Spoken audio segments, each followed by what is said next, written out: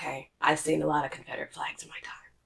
I know not everybody likes me free. Okay, I know. They make it clear.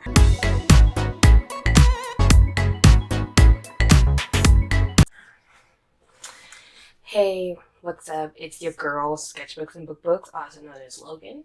Um, where you are today, I'm going to be filming a review that I've been putting off for a while because I didn't want to film it. That's the truth. I didn't want to film it. It's a rant review.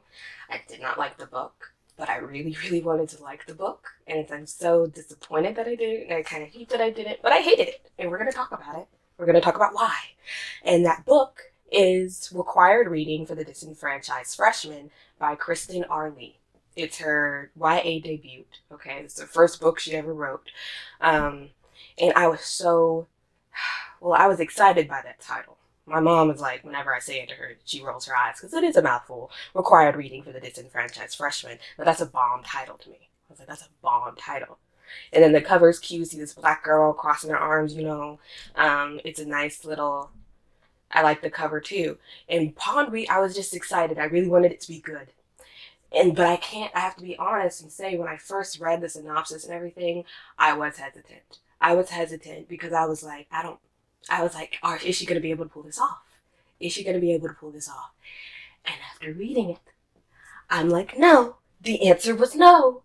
But we're going to get into why. Okay, first this is usually it's so different too. Usually when I have a rant review, I'm ready to tear this to shreds. But it's my thing is a black woman. It's it's supposed to be a sisterhood. It's supposed to be a sisterhood. And I wish it was. I wish it's every black woman I can just vibe with. But the truth is, a lot of black women are Chris Brown stans.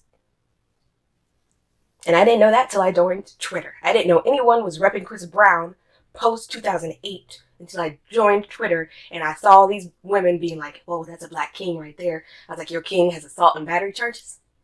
That's your king? That's your king?" Okay. But yeah, so the truth is, all black women can't get along. And I just need to get that in my heart, and then I wouldn't be so mad that I dislike this, and then I'm not trashing a black woman. I'm not. I'm like, your book sucked to me, okay? Sorry. I'm sorry about that.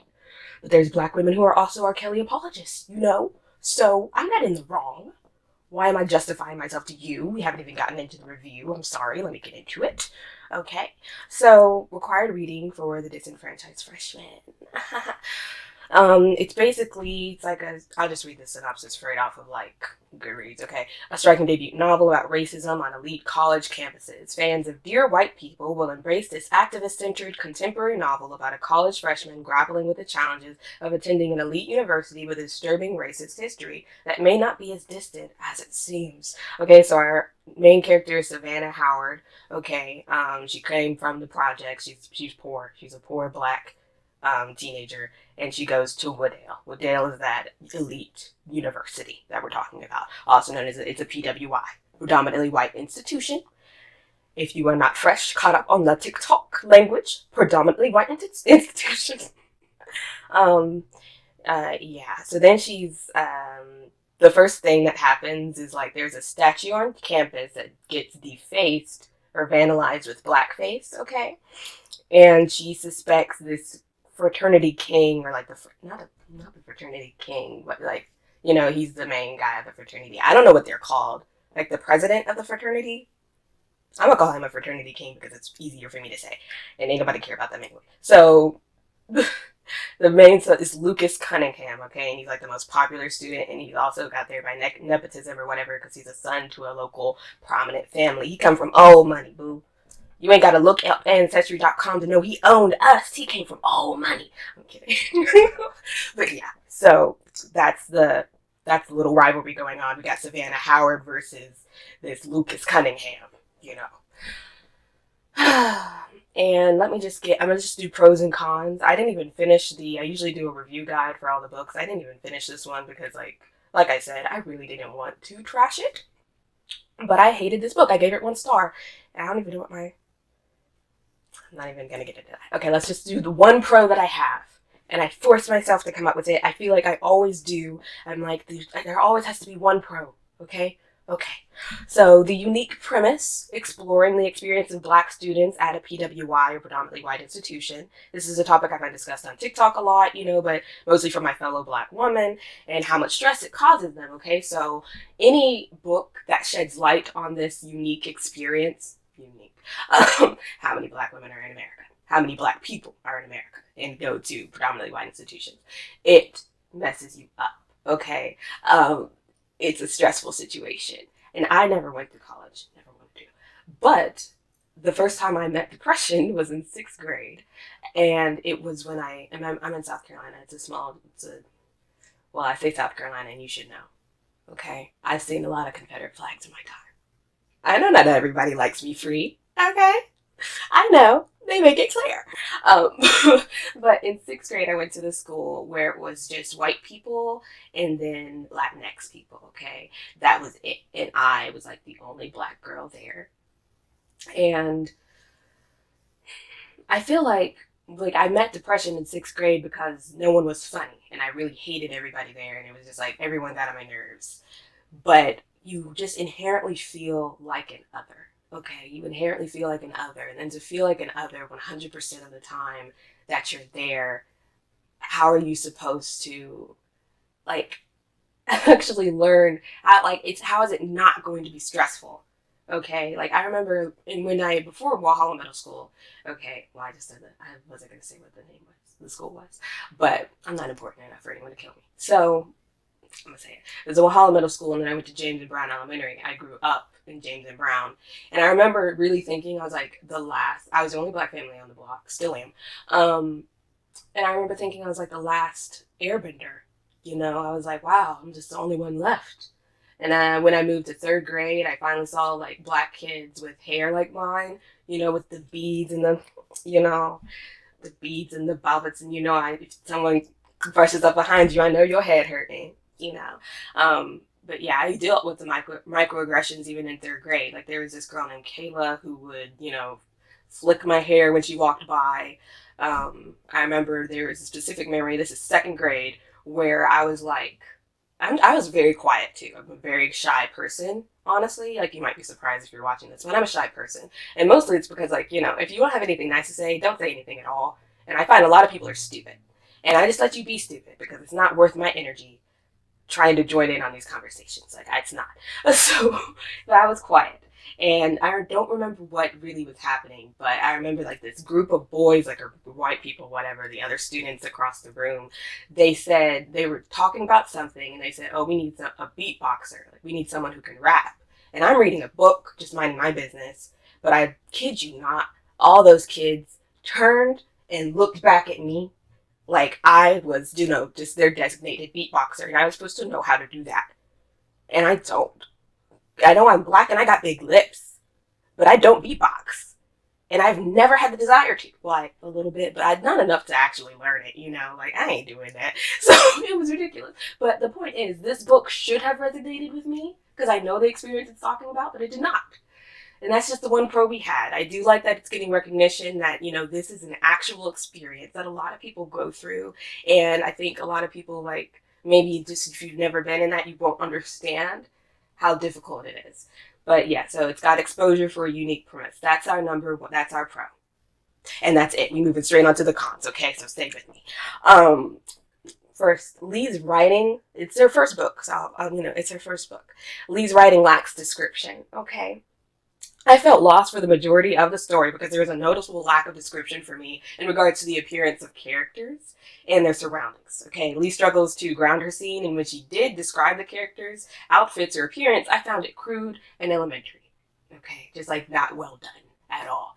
And then I'm pretty sure, I don't have the book with me. I kept it for so long. Just thinking, I need to sell a review for that, but I didn't want to. I didn't want to bash another Black woman or what I perceived to be bashing another Black woman just because I didn't like her book.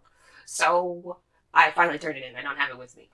But, what was I going to say? Yeah, I'm pretty sure, in the first few pages, one of Savannah's best friend, who we'll get to her, from the projects, named Bianca, spelled B''ONCA. Because she's Black, and you need to know that. Anyway, okay, Bianca, her friend Bianca. I'm pretty sure like we start off with saying she got braids or something, but then it was like it transitioned. Like it was obviously just an error that I don't think anyone caught. But in the beginning pages, I was confused as to what hairstyle she had because I was like, is it braids or is it locks? I was confused. There was something there. I can't remember. I wish I had the book with me so I could actually find out what it was. That was confusing. But really, there's just a lack of description. Like, she really did not describe these characters at all. You got a name, and then like a brief description when they first are introduced, and then after that, it is nothing. Like, if you have early onset dementia, baby, you cannot read this book. You are going to forget everything. I'm like, you really don't know what these characters look like, I feel. And then that goes kind of into the dialogue too, because I don't know, you could just tell it was her first book. It wasn't really well written, okay? So that's my first con. Moving on to the second one is every stereotype of the Black community is presented as a point of relatability.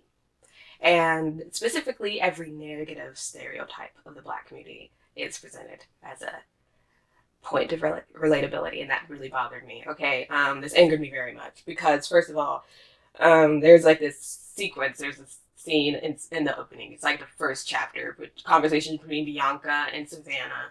And Savannah said, she says she's depressed, and then Bianca says that or jokes. That's a white people thing, and I was so confused by that because I was like, first of all, it's very different from my experience with mental illness and how we handled it in my family, because in my family, we were very conscious of like, yeah, we got mental illness down bad, like on my daddy's side and my mama's side. So yeah, you're going to have it and we're going to get therapy for you because you want it. You want to, okay? So I didn't have anybody say like, depress them dishes. I didn't have that. And I'm thankful for that. I've realized, like, through TikTok and other things that, like, other Black people can't attest to that. That's not the same for them. And that sucks. But for me, I was like, I thought, first of all, depression being, like, a figment of your imagination. Your brain chemistry not being correct is just, lies. I thought that would only apply to the older Black generation. Those parents. So why is a teenager saying that to her friend? And then, okay, so then another thing, that the second stereotype, that this is all about Bianca's storyline. I'm going to spoil everything for you with Bianca, by the way. I really don't recommend this book at all. Like, if you want to read it, that's fine. You go ahead and read it. I don't know if I'll spoil the whole thing. I probably will. Figure it out in post. But yeah, so Bianca fulfills a stereotype herself because she's smart. Okay, and she could go to college, but instead she's with this bummy cute boyfriend, and she just she just loves him so much she's gonna stay in the projects with him or whatever. Okay, and then later on, she gets an unplanned teenage pregnancy, of course, so then she got that baby mama drama, and it's like, I don't even think you ever really meet her boyfriend, who, is the father of this child. You never meet him. He's not important to the story at all. And it was just so, I'm like, why put that in there? Okay, I don't know what the point of her storyline was. It seems like it was supposed to contrast between her experience, like the way her life is turning out, and then the way Savannah's life is turning out. But then I just hated it even more because I feel later on Savannah would relate their situations to her experiencing all this racism at this campus and then her raising this child on her own. And I'm like, no offense, but I would take racism on campus to raising a child any day. I'm like, that's for life. That's for life. At least with the racism on the campus, you can leave. You can ask for a transfer. You can drop out. Baby? A baby? Human baby? Just crying all the time? Like, you gotta feed that thing, you gotta change that thing's diapers, you gotta enroll it in school later. That's a full-time job. And it's a lifetime job. Okay? So her, comparing their situations and getting strength from Bianca and stuff, or I don't know. It just made me dislike Savannah more because I was like, girl, shut up. I'm like, your friend is a full-on mother, okay? It's difficult for her. I don't know what to say. It's worse to me, okay? In my opinion, it was worse. But yeah, so just every negative stereotype in the Black community was present in this book in some way, shape, or form. And let's see. Next con is all characters lack depth. I legit could not see past their point in the story, like their plot point in the story. Okay, I couldn't see them as true people. All right, you have this love interest, I suppose. I can't even remember his name. We're gonna call him Light Skin King because I really can't remember his name, but I know he was light skinned, and I know that he came from a prominent, like he rich too, Black excellence, you know. And his family were friends with the Cunninghams, who's that dude Lucas, you know, who's like that nepotism baby or that fraternity king or whatever. So we got that light-skinned king who, you know, he, over the course of the story, he stops being friends with Lucas because he already knows he's a terrible person or something. But he just didn't feel, he didn't feel real. He just felt like a caricature. I just felt like every character in this book was a caricature, honestly.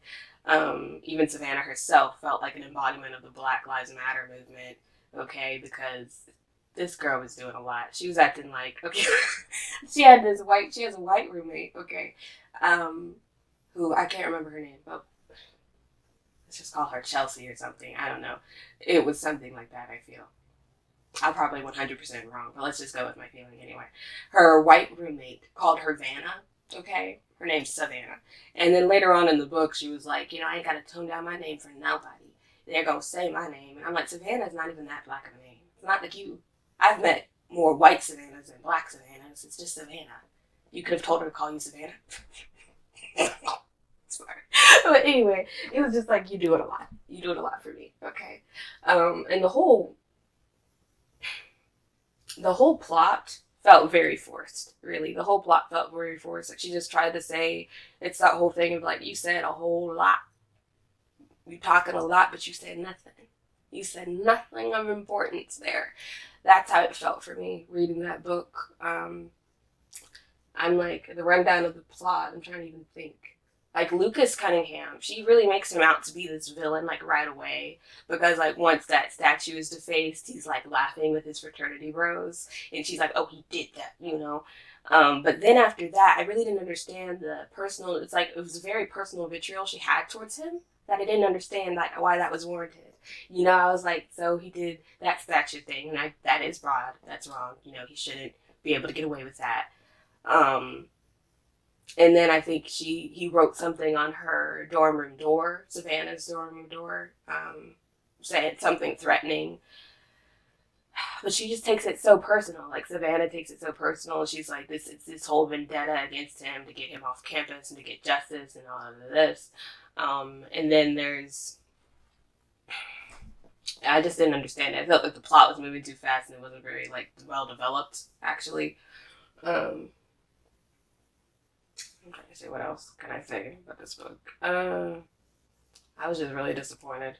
I really was. I was just really disappointed in this book. I didn't think it didn't offer me anything that I didn't already know, in a way.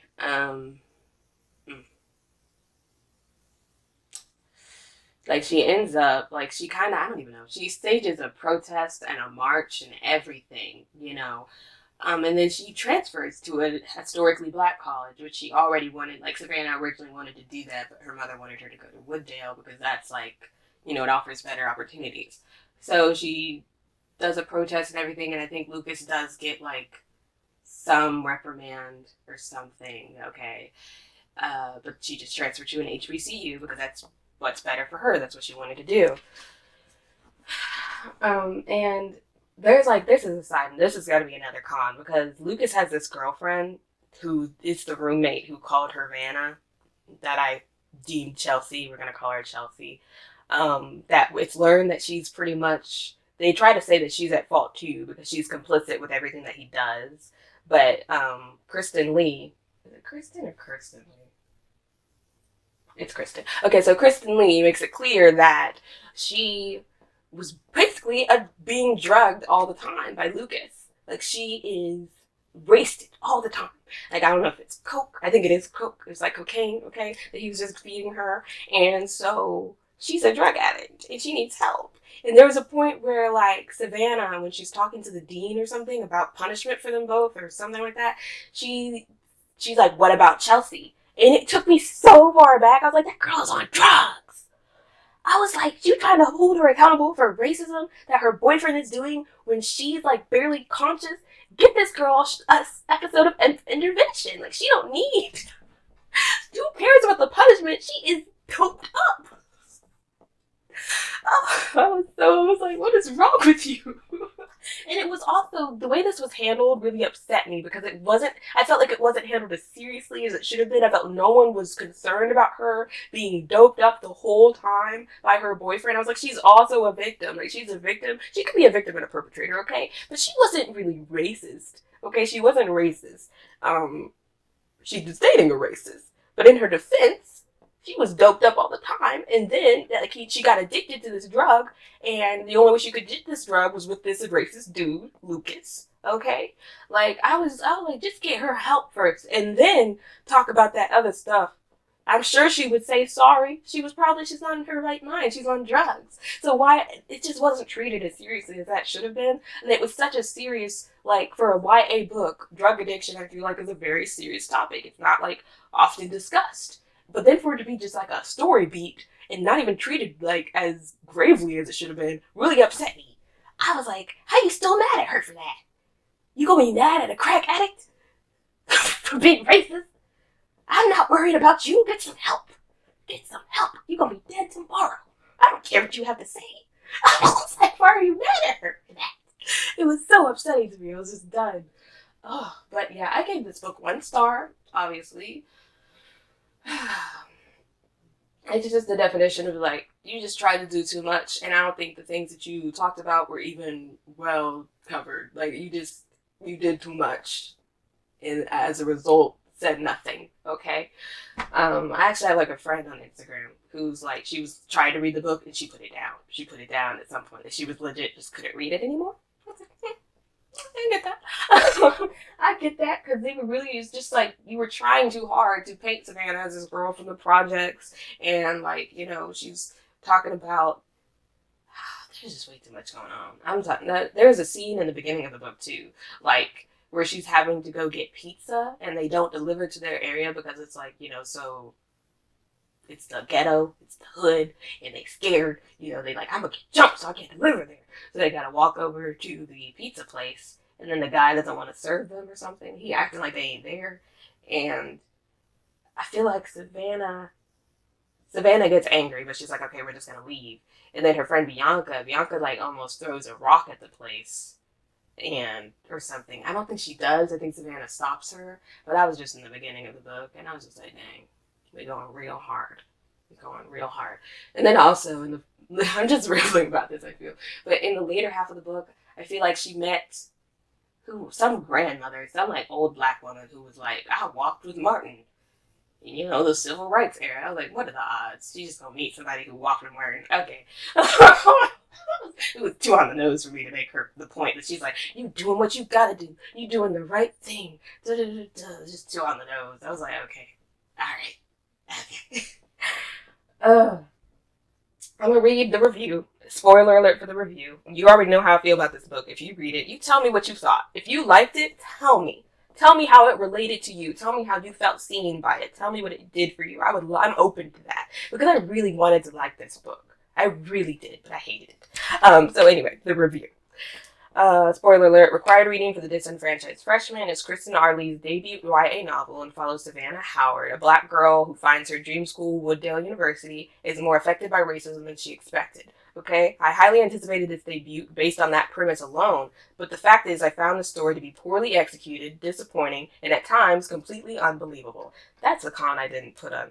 Completely unbelievable. Everything was just way too easy in a way. It was just... my suspension of disbelief shattered. Okay, I was like, this don't make sense. But let me get back to the review. So required reading is very plot driven, and that would be fine if the characterization didn't suffer as a result. It feels like the characters were getting dragged along by the plot, and all the points Lee wanted to make about predominantly white institutions and the struggles of being black in America. Okay, so they just get dragged along. They just, they're here for the ride. for you just trying to make a point. Lee's writing lacks a lot of description and personalization on any front. I wasn't rooting for anyone because after 300 plus pages, I feel like I still don't know anyone. Okay, I was just confused as to why Savannah was gunning so hard for Lucas in the first place after the statue incident when it wasn't clear he did it himself. Then there's the thing with him coking up Elena. Okay, her name was Elena. And I said Chelsea. That is so wrong. Don't hold it against me. Anyway, then there's a whole thing with him coking up Lena that felt glossed over almost in severity. Savannah even asked, what about Elena when she meets with the Wooddale president? And I'm like, what about her? The girl needs an episode of intervention, boo. I don't know how you can hold her accountable for racism when she was high 95% of the time. I dislike so many things about this book. It's hard to write it all down. Shaking my head. I'll definitely have to do a video on this one. I did. When was this? March 16th I finished reading this. Not too far away, not too far. It just took a month, But yeah, and as always when it comes to Black authors and Black books, I feel guilty for disliking it, but I've never been the one to lie just because it's representation. And I don't. I'm glad that we're getting books, but if it's a crappy book, I must say it's a crappy book. I must say that. Okay? I did not like it. I really did not like it. Disappointing, for real. But yeah, that's my review for required reading for the Disenfranchised Freshman. Also, I was gonna say that it was a little bit of a con too, that the title was so bomb to me because then the book is not as good, and I was like, now nobody can have that title again, and that was a bomb title, and he took that, and it wasn't even worth it because that story wasn't even that good. Required reading for the Disenfranchised Freshman. Would I have written a book title that? No, but I would have liked the option to. And you stole that from me. Yeah, so that's all I have for you guys today. Thank you for watching. If you watched all the way to the end, tell me what you think. Tell me if this is a book that you would, read. And if you did read it and you liked it, let me know. I'm happy. I'm happy for you. But yeah, so this has been Sketch with some book books. Go read a book, have some thoughtsy watsies, and I'll catch you next time.